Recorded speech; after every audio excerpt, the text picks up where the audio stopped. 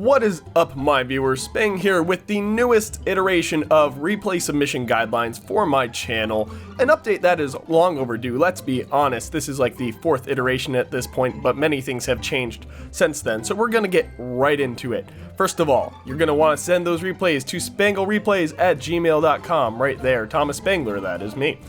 You're gonna wanna put in the subject line the World of Tanks version. The current version is 9.10, the next version will be 9.12 after some, well, let's just say, less than smooth happenings within wargaming, but that's not the point of this video. You're gonna then put the tank name, and then you will also put or tank designation, whatever you want to refer to that as, and then you will put a suggested title for your replay that I can use to title the video if you want to. Now, this is just a guideline, this is just a suggestion. This part is really up to you guys. This is entirely optional.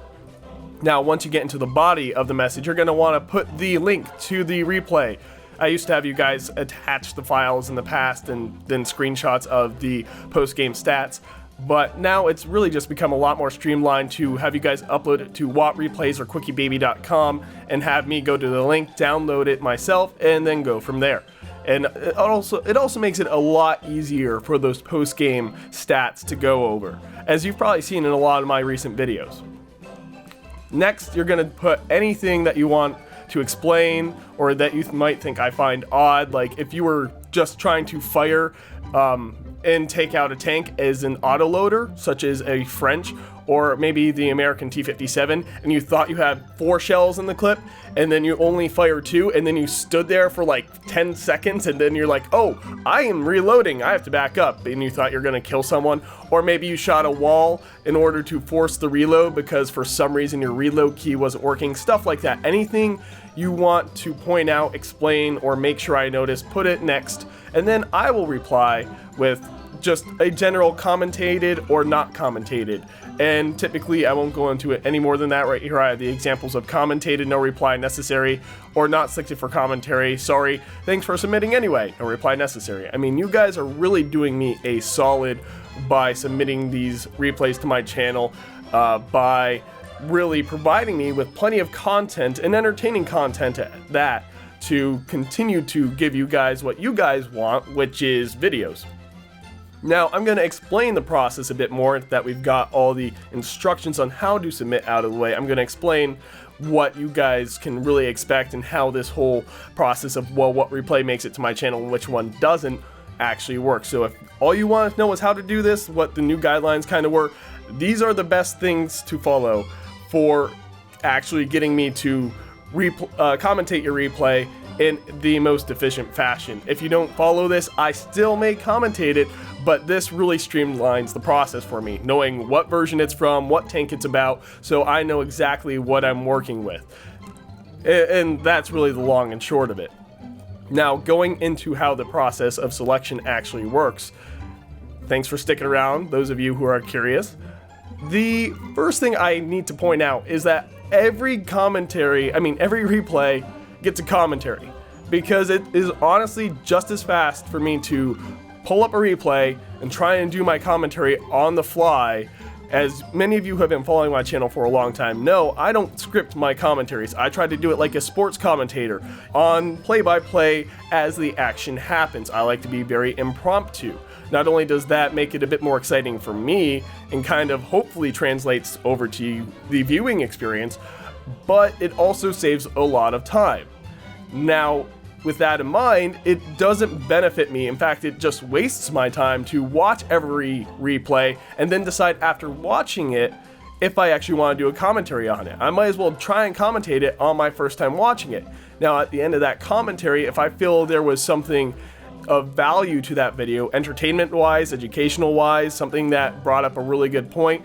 And I mean, that's what I've said so many times on my channel when doing commentaries at the end of a video, like, well, this guy didn't really perform that well, but something happened this match. It pointed out something maybe a lot of newer players or even experienced players, but not like pro players, might know, and it might have given me a good platform to stand on and talk about that. So if I feel there is a reason for the commentary to be uploaded, it will then be edited, rendered, and uploaded to my channel. And as of this moment, the submission pace is manageable as long as I'm staying on top of it, which sometimes life gets in the way for sure. But in the future, as I get more followers, and if this happens at all, and replays start coming in one after the other, after the other, after the other, I will have to implement a sort of limitation on who is exactly able to submit. Now, those who have submitted before I implement this limitation will be grandfathered in. They won't have to meet this requirement. But I do have a Patreon, and I might have to put a kind of dollar limit on, make a tier in Patreon. And if you are in that tier, or you are an early submitter who submitted to me before that and got grandfathered in, not having to meet that tier, and I'm making an entire kind of contact list in my Google Gmail account just to keep track of who has submitted thus far, then I'm sorry, but it's just gonna have to be the way I regulate who can and cannot submit, just so I don't get 10 submissions a day, which is completely unmanageable. I mean, there are only so many hours. It takes up to 3 hours to take care of one video once the recording, editing, and rendering is done. So it's physically and time-wise just impossible to keep up with that. And so it's an unfortunate side effect of channel growth, but again, I'm saying if this even happens, if my channel stays small and I'm able to commentate every single replay that comes my way, whether or not they actually get edited and uploaded to my channel, I mean, that's kind of good. In a sense, keeping it small has its perks, growing has its benefits as well, especially for me and for you guys. With a larger fan base, you guys can get more variety of replays and possibly some very much more interesting replays. So we'll see what the future holds. I just want to put that disclaimer out there right now and get that out of the way. I want to always be upfront, honest, and transparent with my viewers, with you guys, especially since you are submitting so much. Now, after all that is said and done, if you get in that mindset of, well, I've never submitted to you before, and I am thinking about it, but now that you said that whole Patreon paywall thing, which, like I said, I don't really want to have to do it, but it would have to happen in order to manage the number of submissions, honestly. But you're like, oh, I want to be one of those people who gets grandfathered in. You could inadvertently cause the paywall to go up a lot sooner than necessary just by submitting for the sake of submitting. And that would be unfortunate, to say the least, but just keep that in mind, that you don't accidentally cause the same thing you're trying to get under the radar for, and you might inadvertently not make that cut. And I'm not trying to put pressure on people here.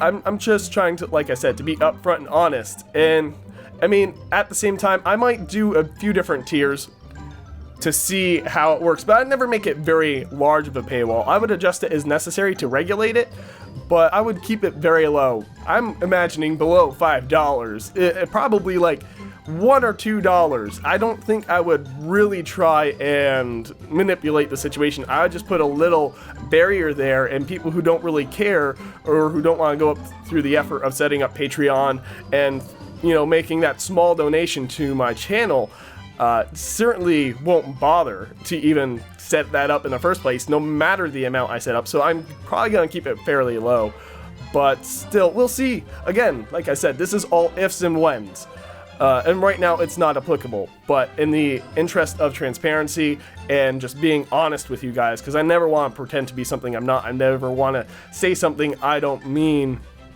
Just want to put that out there. But anyway, I think I've pretty much covered everything I wanted to. So thanks again for watching. Hope to see some interesting replays in the future. And again, thank you guys so much for your submissions. It keeps me interested in my channel and keeps you guys interested in my channel, provides you with diversity of content, so I'm not always having to rely on my replays, which I find less and less interesting no matter how good my matches are.